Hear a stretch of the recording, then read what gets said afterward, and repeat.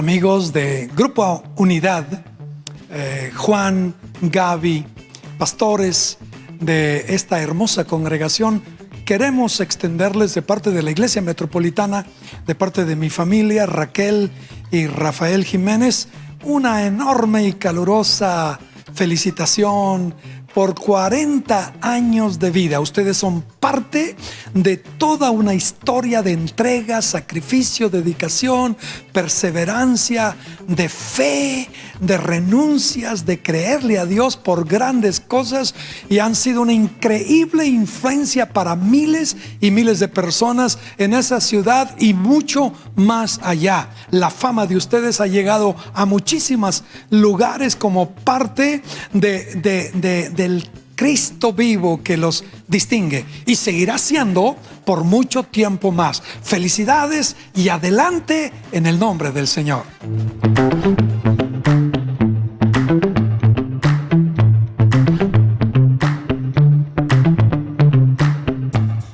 En inglés, hay una frase con la que las grandes empresas y marcas describen la tendencia de los consumidores por buscar lo vintage, lo retro, lo orgánico.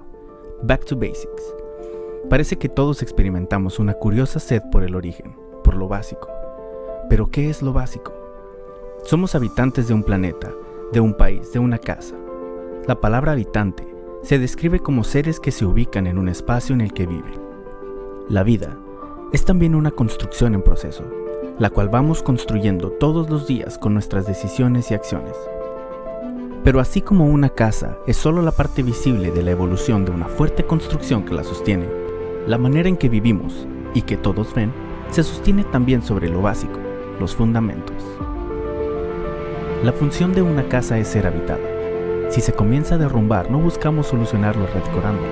Revisamos la infraestructura, los fundamentos. Hablemos de una casa en particular. En el desierto del Negev, al sur de Israel, está el Parque Nacional Timnah. Hay una casa de campaña muy grande, sostenida por grandes estacas.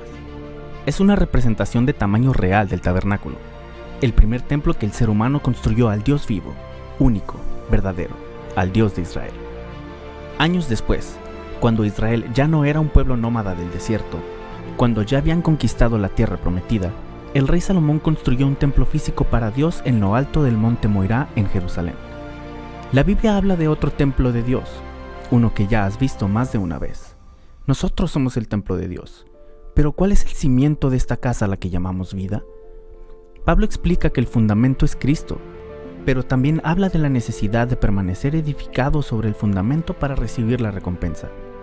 Esto deja notar que podríamos equivocarnos de cimiento. ¿Sobre qué edificó Jesús su iglesia? Sobre la convicción en él. Jesús dijo: si me amas, obedece mis mandamientos. De modo que en los cimientos está la fe y su palabra. En las próximas semanas profundizaremos en estos fundamentos.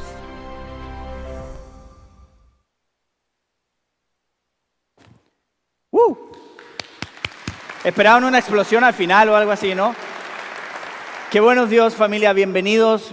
Si este es tu casa, Grupo Unidad, bienvenido. Si es primera vez que estás aquí en este lugar, bienvenido.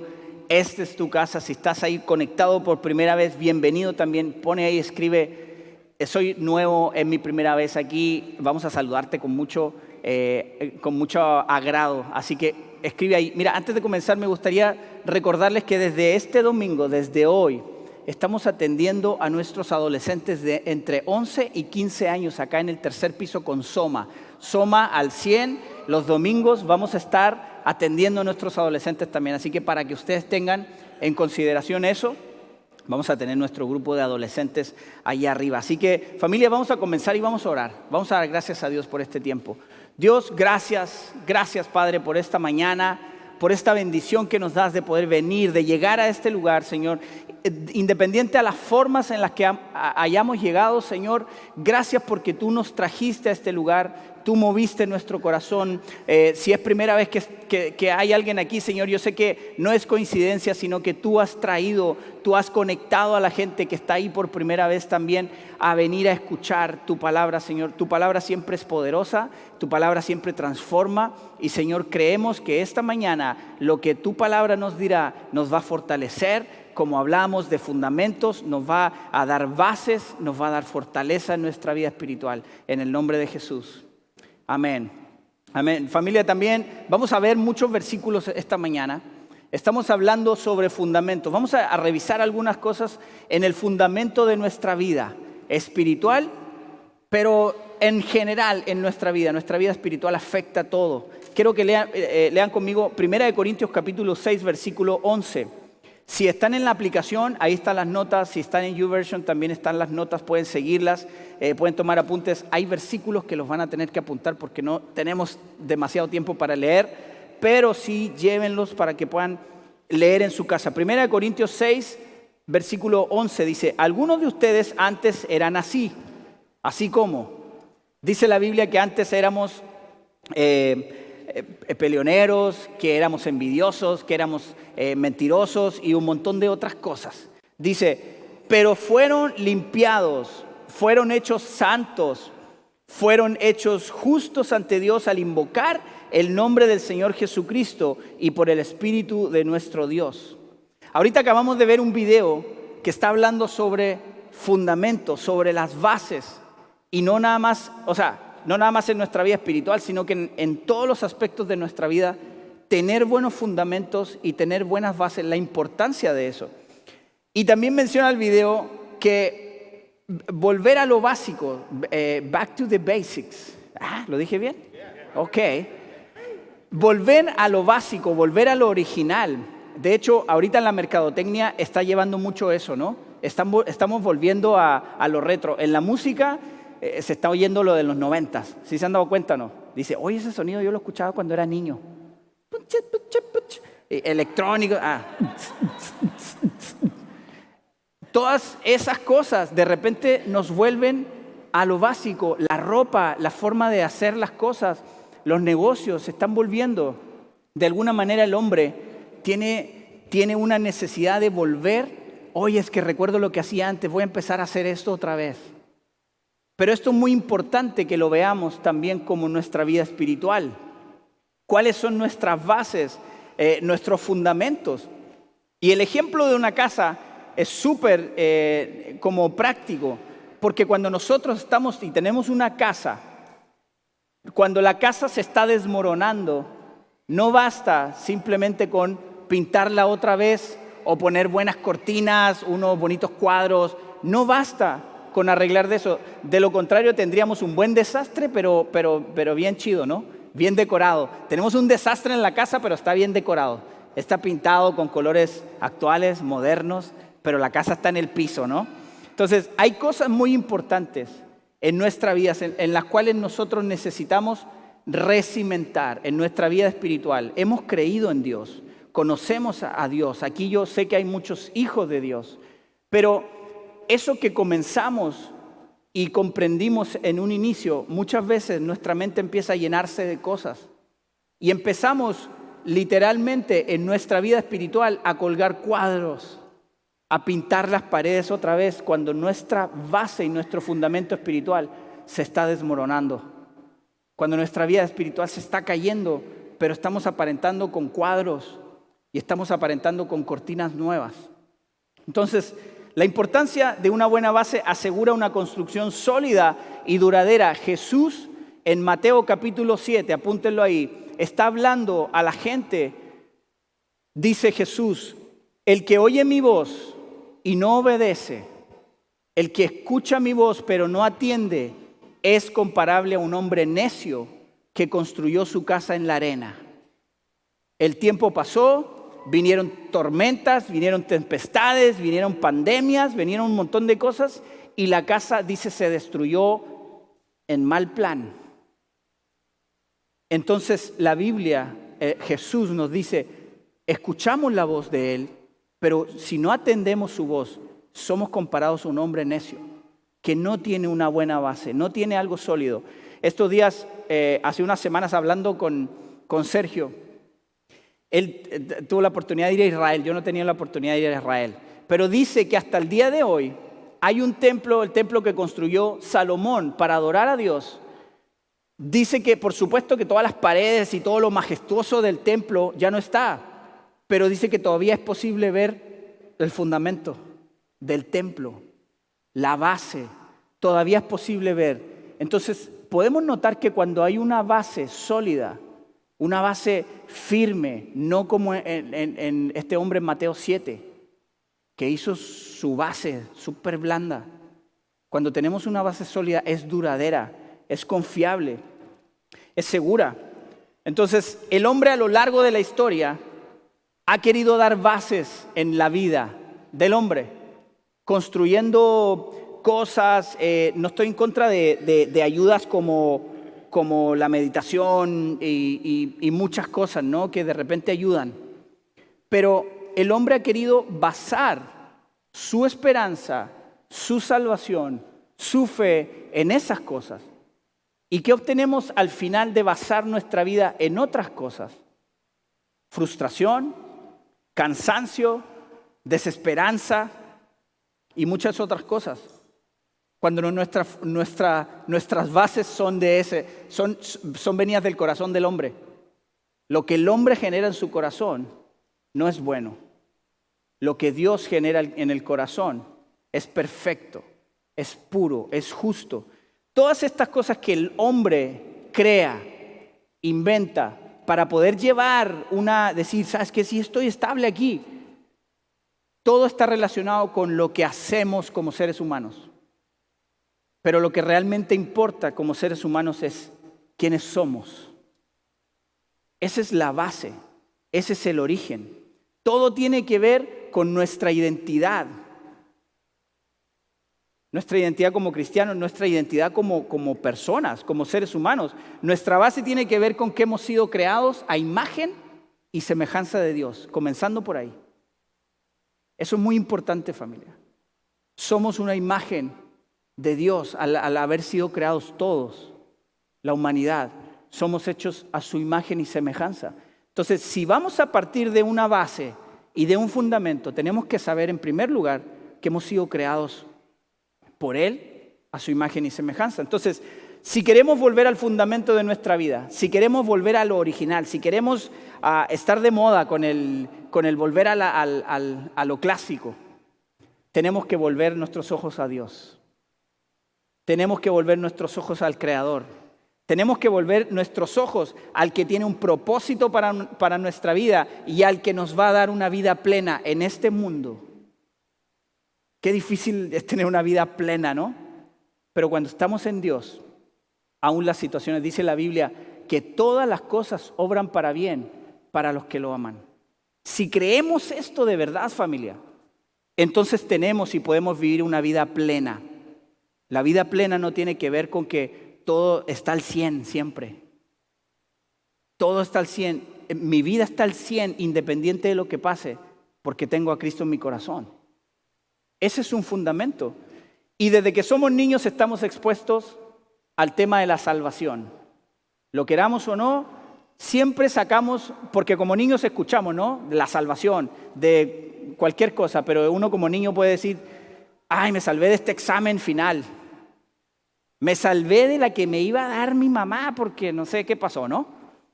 Pero estamos hablando constantemente de salvación. En nuestro vocabulario está la palabra salvación, que es lo que vamos a ver el día de hoy. Dentro de los fundamentos de nuestra fe está la salvación y entender y comprender la salvación. Como cristianos hemos oído el término que la salvación se entiende como el acto de aceptar a Jesucristo como Salvador, ¿cierto?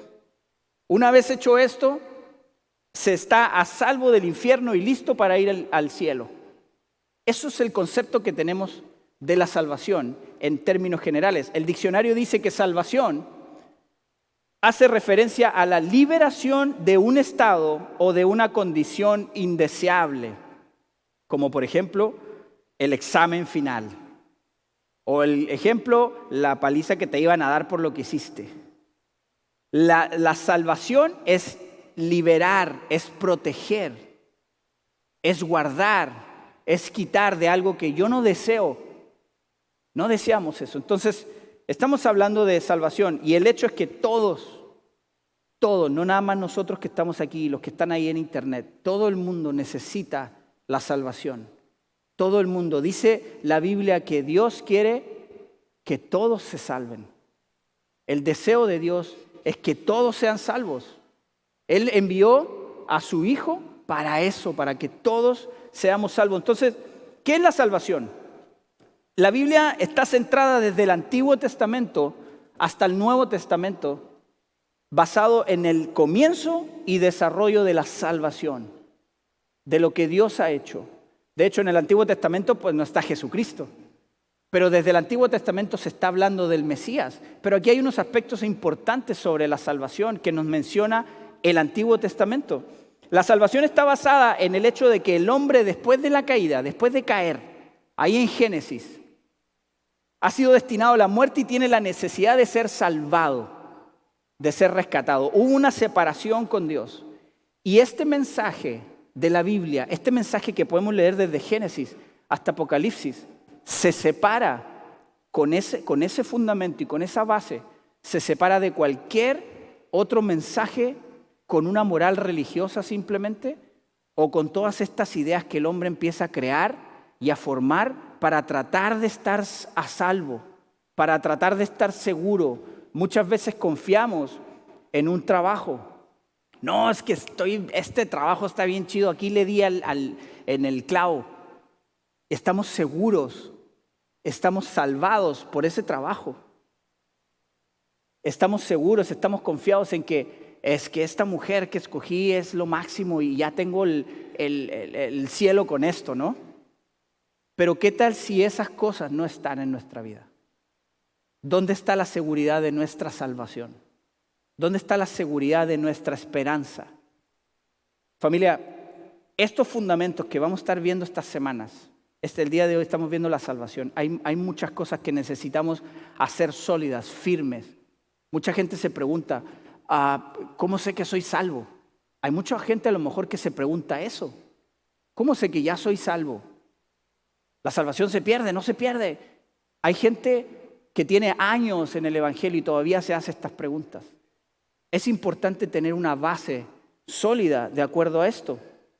En el Antiguo Testamento la salvación estaba representada en la mayoría de los casos con cosas físicas. Por ejemplo, Dios librando a Israel de las batallas. Aunque el pueblo de Israel tenía que ir, pero estaba Dios provocando la victoria al pueblo de Israel. Está Dios librando del horno de fuego. Está Dios librando de gigantes. Está Dios transformando cosas. Está Dios haciendo muchas cosas y librando a su pueblo a través de la salvación. Dios está salvando. Y aparte, a nosotros nos habla eso, que Dios es un Dios tan poderoso que ni aún los gigantes pueden aplastar a su Hijo. Que ni aún el ejército más grande que tú puedas pensar. Yo sé que aquí a lo mejor hay gente que tiene un testimonio dice, ¿sabes qué? No hay otra forma en este accidente o en esto que me sucedió, no hay otra forma que haya sido Dios. Y lo puedes ver en cosas materiales, en un accidente, tal vez tu carro quedó arruinado, pero tú quedaste intacto. Esa es la mano de Dios contigo, en diferentes situaciones. Dios es un Dios poderoso, que no nada más está preocupado en nuestra vida espiritual, Él está viendo por toda nuestra vida. Entonces, nos comprueba todas estas cosas. Por otro lado, la ley en el Antiguo Testamento, y esto es muy interesante, el primer mandato de la ley dice, no te harás dioses ajenos, no tendrás dioses ajenos. ¿Qué es un Dios ajeno? Un Dios ajeno es cualquier cosa más importante que Dios en nuestra vida.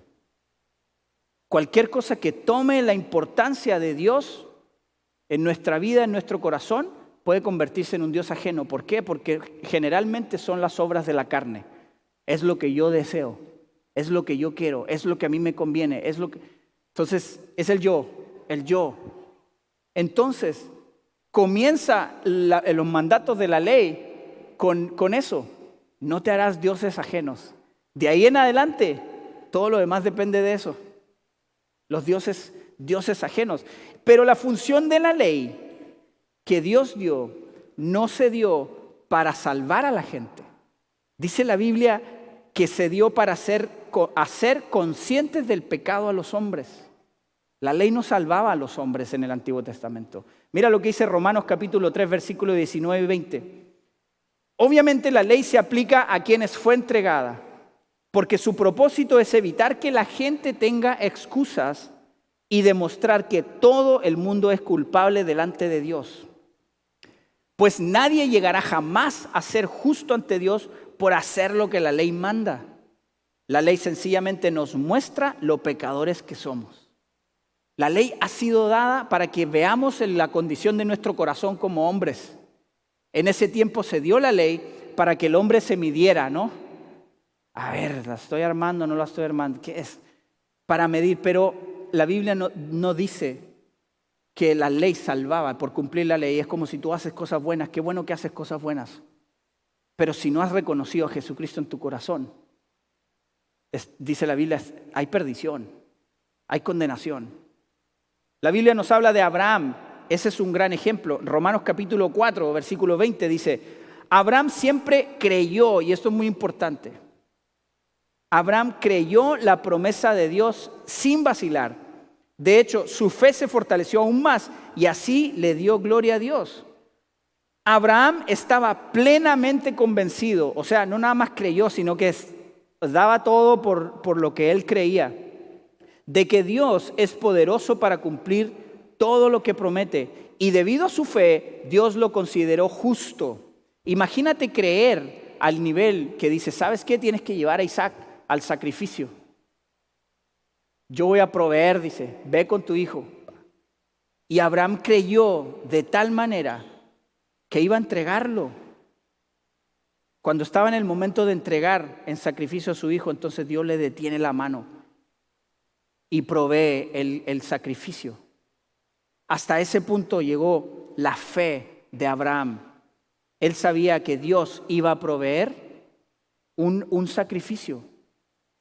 Entonces dice Génesis capítulo 15, versículo 6, y Abraham creyó al Señor y el Señor lo consideró justo debido a su fe. La fe y la posterior acción de Abraham lo salvó. Fue considerado justo por su fe. La fe produce acción. Dice la Biblia que la fe sin obras es muerta. Nuestra fe, cuando de verdad tenemos fe en Dios, cuando de verdad le creemos a Dios, entonces nuestra vida actúa de acuerdo a esa fe.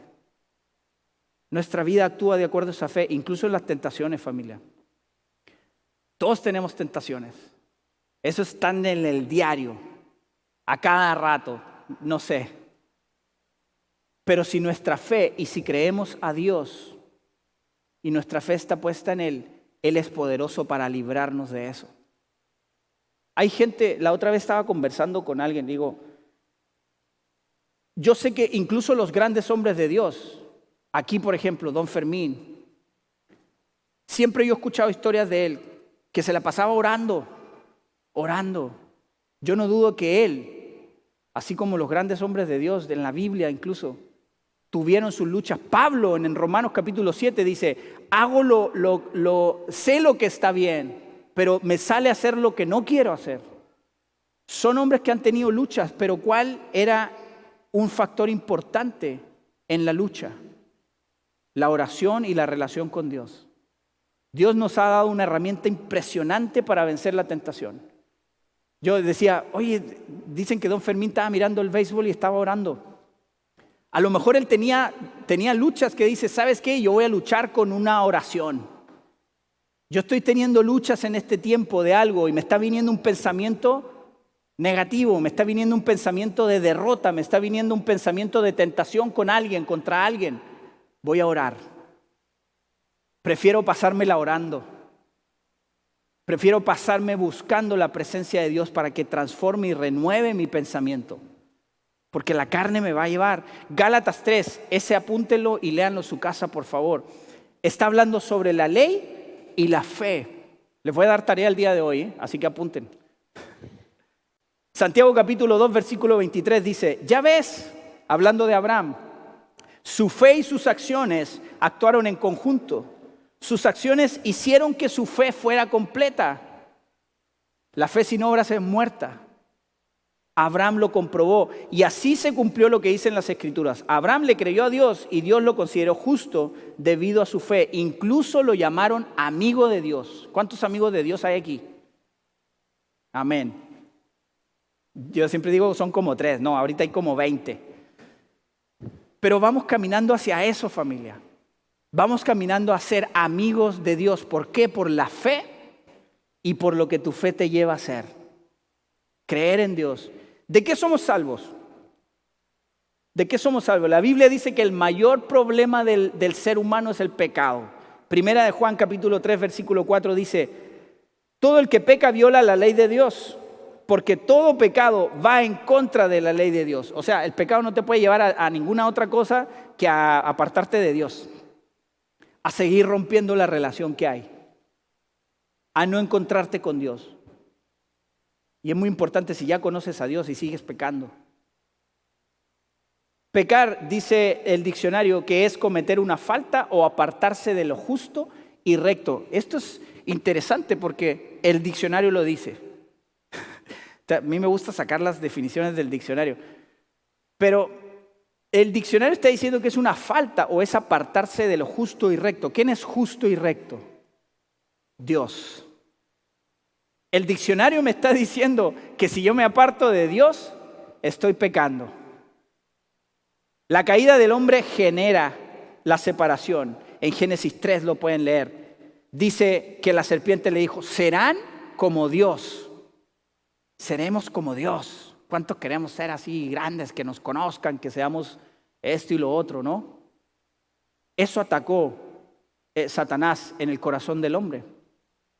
Provocó que el hombre se esconda de Dios, que desobedezca y por lo tanto que produzca su muerte. Dice la Biblia que el que no cree en Dios, el que no pone su fe, el que no acepta, así como el hombre necio que su casa fue destruida, está destinado a la muerte. Dice, la paga del pecado es muerte. ¿Somos salvos de qué? De la ira en el día del juicio de Dios al pecado. Dice la Biblia que habrá un juicio final sobre el pecado. Pero dice Romanos 5, capítulo 5, versículo 9, dice: pues mucho más, estando ya justificados en su sangre, por él seremos salvos de la ira. No del ira. La ira, el enojo de Dios contra el pecado. Dice, porque si siendo enemigos fuimos reconciliados con Dios por la muerte de su Hijo, mucho más, estando reconciliados, seremos salvos por su vida. A través de Jesucristo tenemos la salvación y estamos libres de esa ira. Primera Tesalonicenses capítulo 5, versículo 9. Porque no nos ha puesto Dios para ira, sino para alcanzar salvación por medio de nuestro Señor Jesucristo. Cuando nosotros somos salvos, cuando nosotros conocemos y nos encontramos con Dios y hacemos a Jesucristo el Señor de nuestra vida, entonces estamos libres, somos salvos de la ira de Dios con el pecado. La salvación nos libera de las consecuencias del pecado. Quiero mencionarles 6 cosas importantes. Aquí si quieren apúntenlas, hay muchos versículos, están las notas, como les digo, 6 cosas importantes en las cuales se basa nuestra salvación como hijos de Dios. El número 1. La salvación está basada en el amor de Dios y no en el logro humano. Efesios capítulo 2, versículo 8 dice: Dios los salvó por su gracia cuando creyeron, así como Abraham. Nos salvó por su gracia cuando creímos. Ustedes no tienen ningún mérito en eso. Es un regalo de Dios. La salvación no es un premio por las cosas buenas que hayamos hecho. Así que ninguno de nosotros puede jactarse de ser salvo.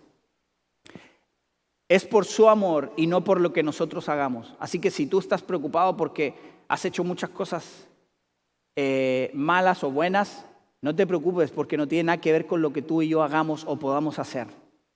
Es por la gracia de Dios. Dice, es un regalo. Romanos capítulo 4, versículo 1 dice: humanamente hablando, Abraham fue el fundador de nuestra nación judía.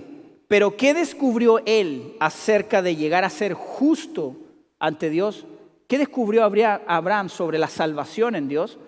Dice que si sus acciones le hubieran servido para que Dios lo aceptara, habría tenido de qué jactarse. Pero esa no es la forma de actuar de Dios. Pues las Escrituras nos dicen, Abraham le creyó a Dios y Dios lo consideró justo debido a su fe.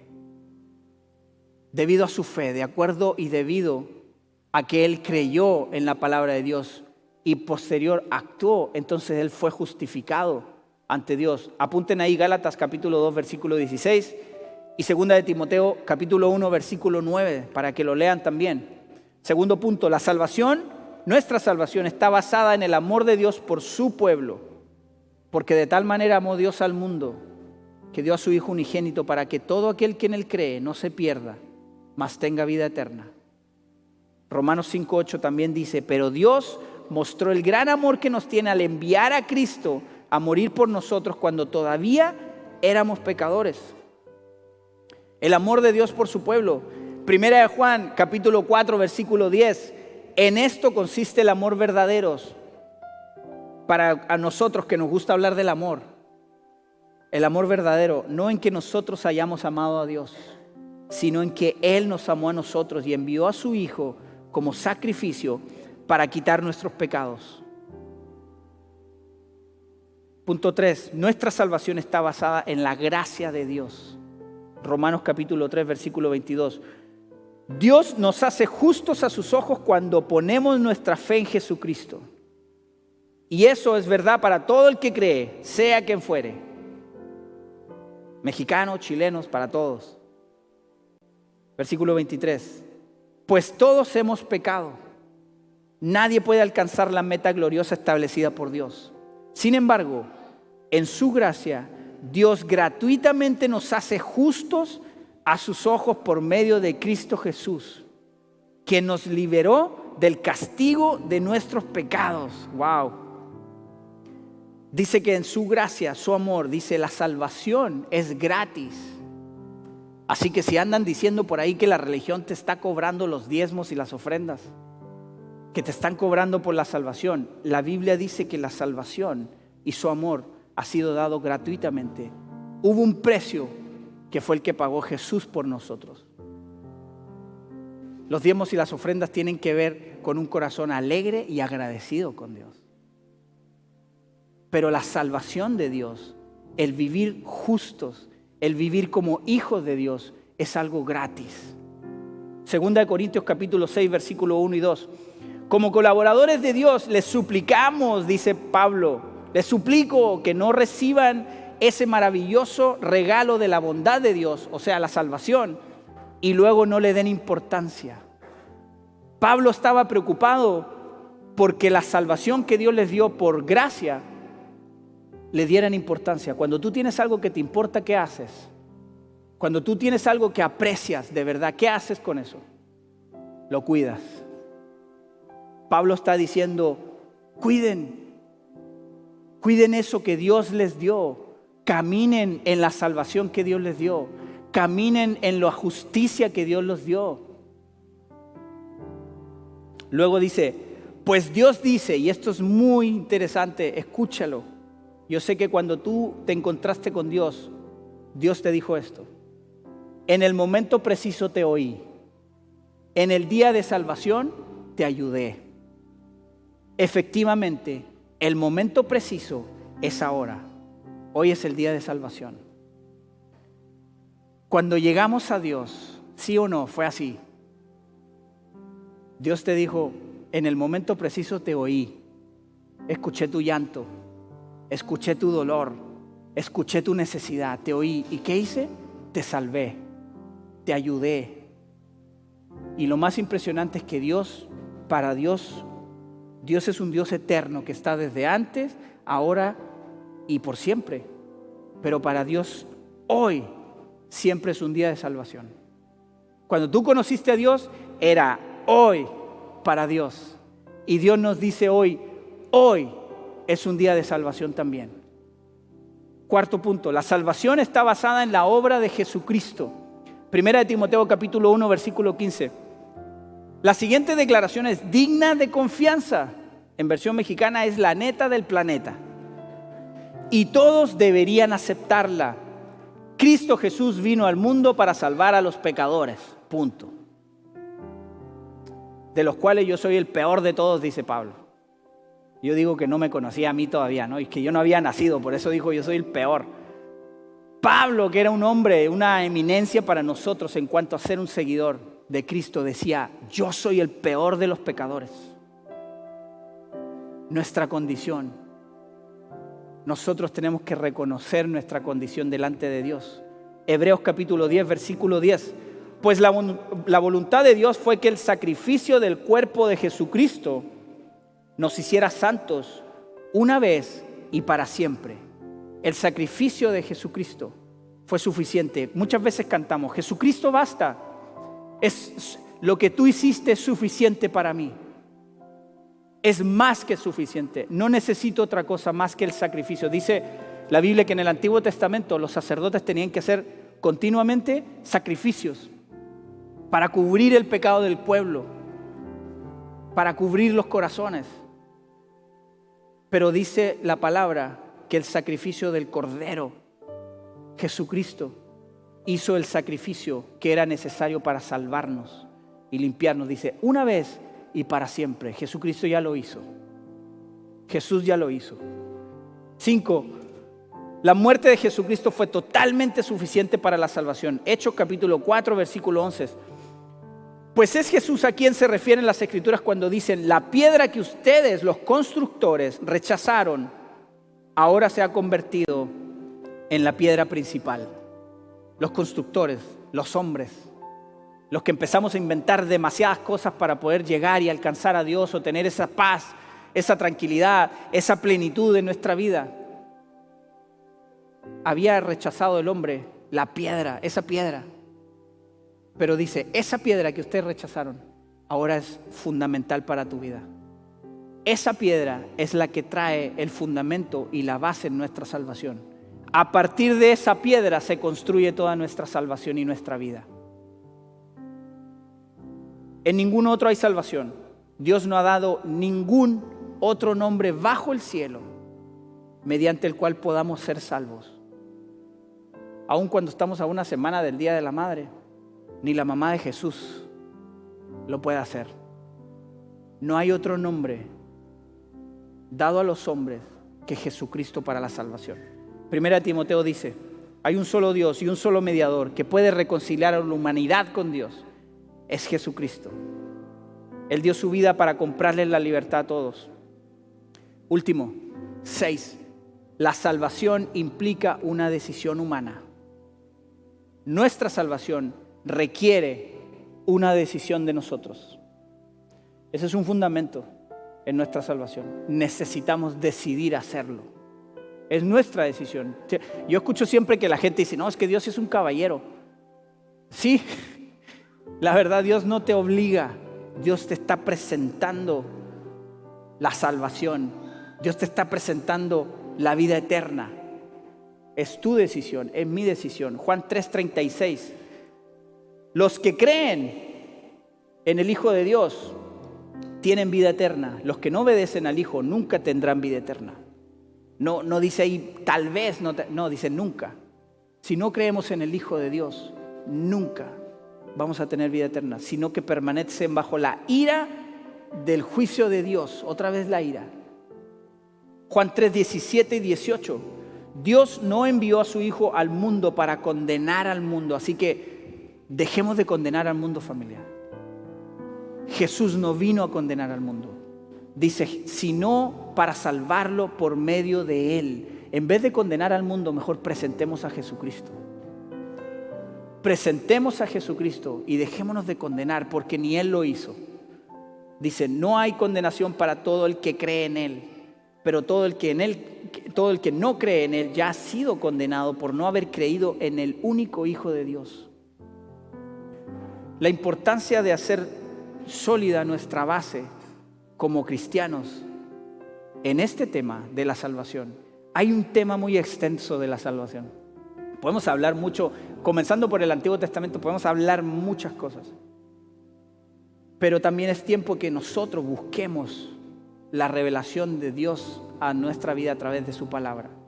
Dice Romanos 10:9, si declaras abiertamente que Jesús es el Señor y crees en tu corazón que Dios lo levantó de los muertos, serás salvo. Ese es el inicio.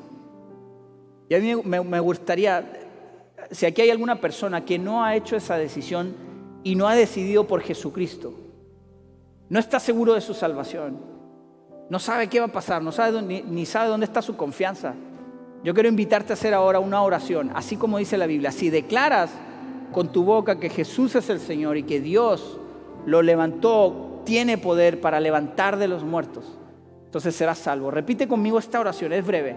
Señor Jesús, gracias por tu amor. Gracias por venir a rescatarme. Este día reconozco que soy pecador, pero también te reconozco como mi Salvador, como mi Señor. Entra en mi vida y transfórmame. En el nombre de Jesús. Amén. Amén. ¿Habrá alguien en este lugar o en internet? Dale un aplauso a Dios.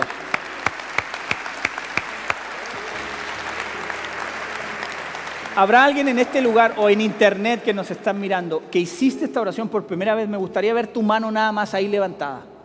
Si hiciste esta oración por primera vez, levanta ahí tu mano. Nada más queremos reconocerte. Hay alguien que no alcanzo a ver. Allá arriba hay una persona. Dios te bendiga. Alguien más que hizo esta oración. Acá hay alguien más. Bienvenida. Dios te bendiga. Alguien más hizo esta oración. No queremos irnos de aquí hasta saber si hay alguien que hizo esta oración. Es muy importante, dice la Biblia, acabamos de leer, para Dios hoy es el día de salvación. Todos los días para Dios es hoy. Si tú hiciste esta oración en internet, escribe acepto. Nada más nosotros nos vamos a poner en contacto contigo inmediatamente, pero es la decisión más importante que podemos tomar en nuestra vida. Así que si hiciste esta oración y no te atreviste a levantar la mano, por favor, antes de irte, no te vayas sin que podamos orar contigo y darte un material que tenemos sencillo, pero queremos ayudar a caminar juntos en esto. Así que familia, Dios los bendiga. Los voy a dejar con el pastor Horacio.